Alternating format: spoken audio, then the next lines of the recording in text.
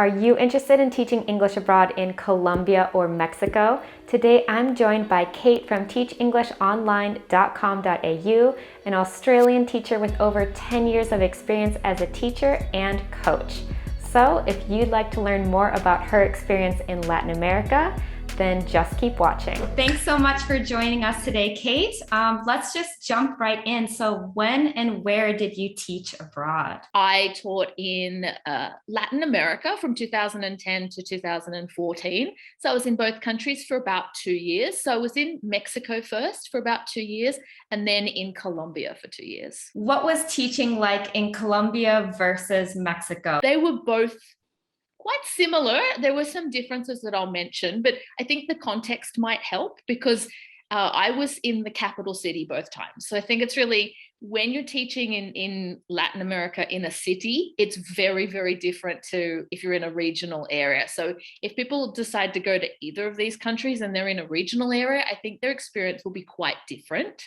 Also, I taught adults mainly. So, my experiences with adults in Latin America will be quite different to, anyone's experience with children. Generally, Latin Americans are fantastic students. They're very animated. It will depend on the country that the teacher comes from. For example, Australians are very gregarious and animated and quite friendly, and so are both Mexicans and Colombians. So I found that the students were very easy to engage.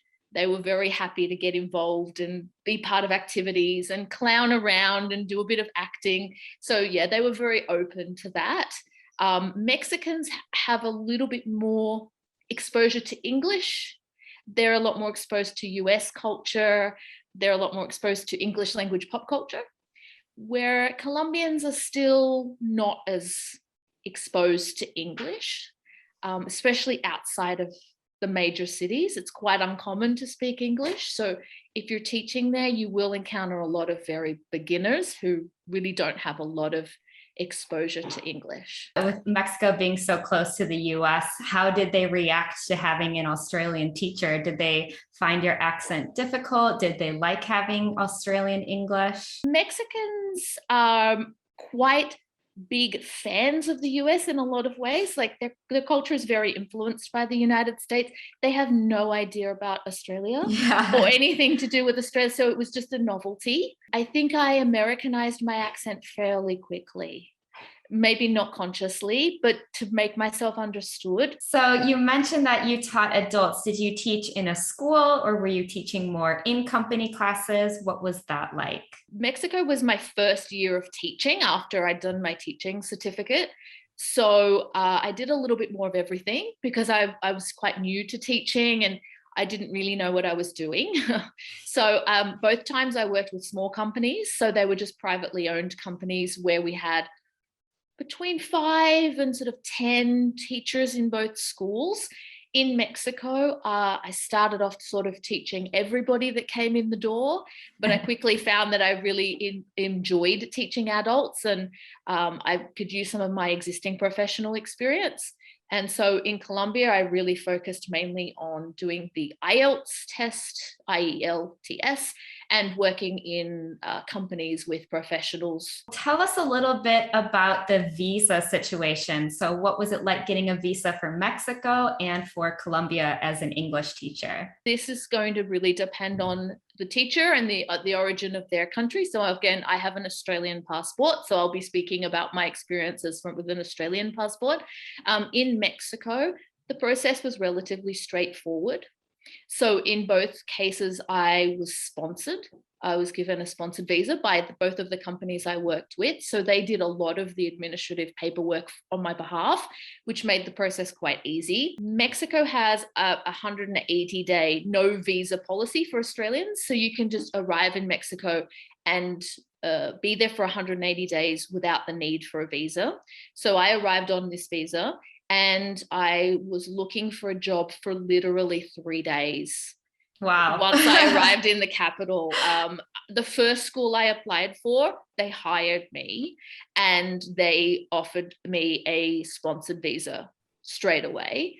And so it was very easy. They did all the paperwork. I applied for a residente temporal, so a temporary resident visa, and I was given 12 months.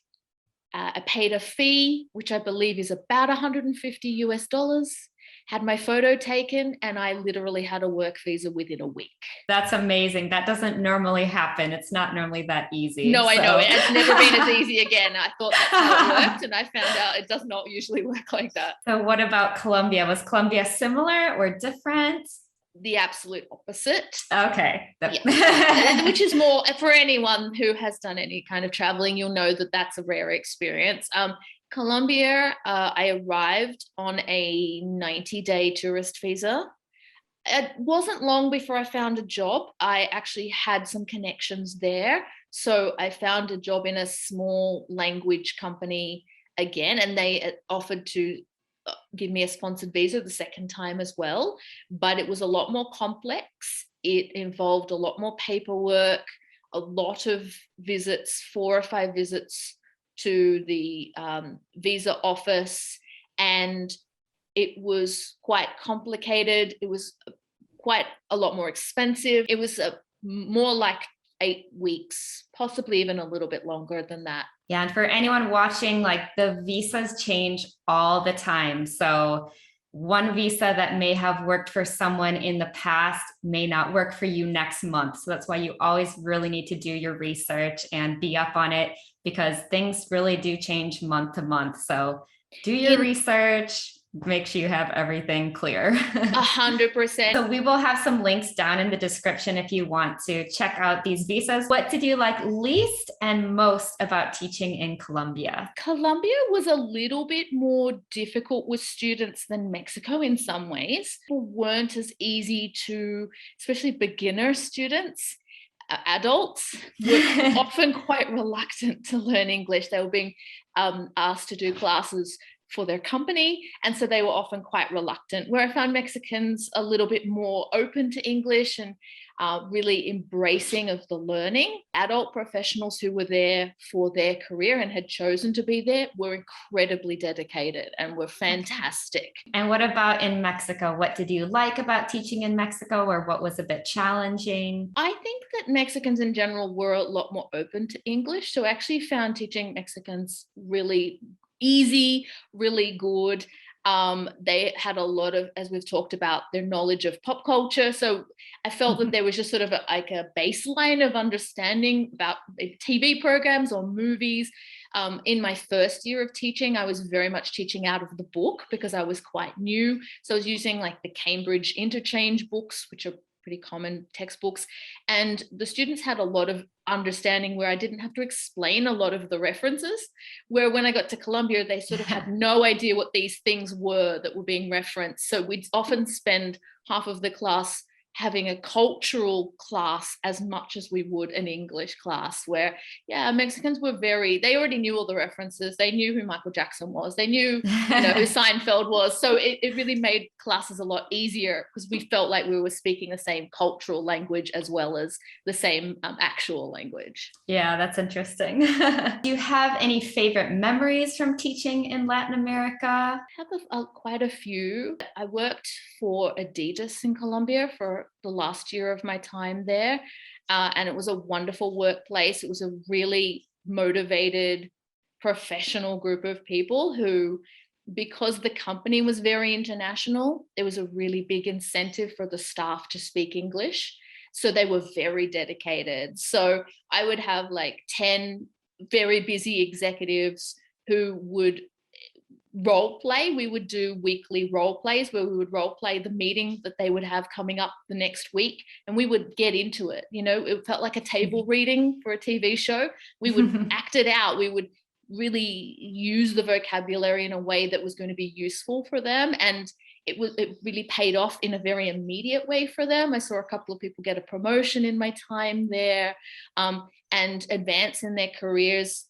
Really intelligent, hardworking people who had been held back by their lack of ability to speak with a native English speaker. And so it was those tangible results working with those professionals who were really dedicated, who spent a lot of, I would give them homework and they would go and they would do it and they would come back And it was a joy because they were very motivated to advance in their career. So yeah, I really loved that. It was a really great team, and I had a lot of fun working with the team there in Colombia. Did you have any safety issues when you were in Latin America as a teacher? Yes.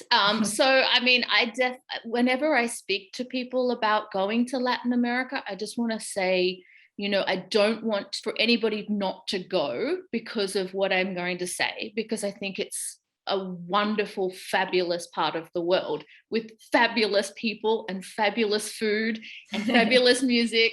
And it was a wonderful experience. But for example, I did a little bit of research to get an idea of the crime rates.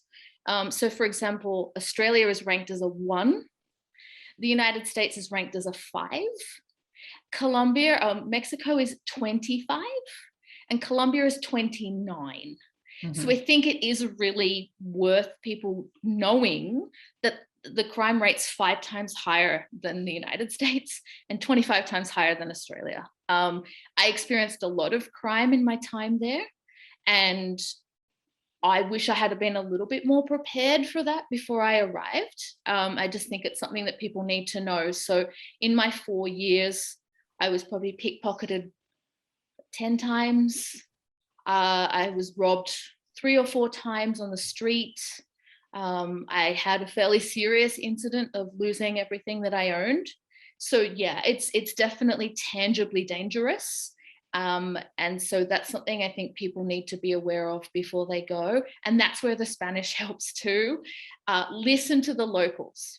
For sure, because they will tell you where not to go and they will tell you what not to do. I agree. Yeah. I stayed with home stays when I was in Costa Rica, and I really listened to, what time I should be home and where I should go, because like you said, they know best. Yes. Making local friends and listening to them is great advice. 100%. Yeah. And don't, just be safe, be aware that it could be a lot more dangerous than what you're used to at home. And what about teaching abroad in general? Any general advice? Definitely do a accredited TEFL or TESL certificate before you go would be my number one piece of advice.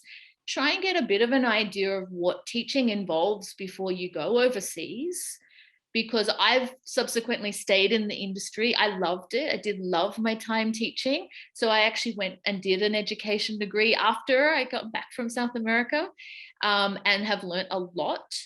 I would say it's a job, and it's a skill.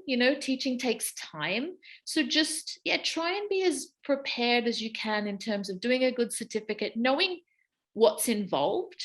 You will learn a lot. You'll learn a lot on the job. You don't need to be teaching for 5 years to go abroad. But I think it really helps to have a good understanding of how to run a class and what's involved, because it's a little bit more difficult than people give it credit for. It took me a few years to really realize the value of making local friends and making local connections and learning about life from them. Because sometimes we have preconceived notions of a place, but we don't really know it until we know the people there. So I would say definitely listen and try to be open to the relationships that come from traveling. Can you tell us a little bit about your online business that you started in 2020 after all of your travels abroad? When I returned to Australia, I did an education degree and decided that I wanted to start teaching online. And as many teachers are doing now, especially in 2020 with the way that the world is. So there really was not a lot of information for people in Australasia about teaching online. So I started teachenglishonline.com.au. So if there's anyone watching from Australia and New Zealand that would like more information about teaching online specifically, please check out the website, get in contact with me via social media. And, I really want to show that there are a lot of opportunities for people here in Australasia, not as many sometimes as those from the UK or US who have generally been more in demand, but there is definitely a lot of potential for us down here, for teachers who are interested in moving their careers online or just getting started online. Thank you so much for sharing your experience. You're welcome, Jamie. And look, I hope everybody understands that Latin America is a fabulous place and can be a great place to teach for new teachers, but just stay safe and make sure you get your Spanish lessons in. I hope you enjoyed today's teacher interview on teaching abroad in Colombia and Mexico. What other teacher interviews would you like? Leave a comment down below. For more teaching tips and tutorials, you can find me on Instagram at ESLTeacher365. And please give this video a like if you learned something new today. If you need a little extra help getting your Teach Abroad adventure started, then don't forget to fill out my survey, which is linked down below. Thanks for watching, and I'll see you in my next video. Happy teaching, and remember, the world is yours to teach and explore.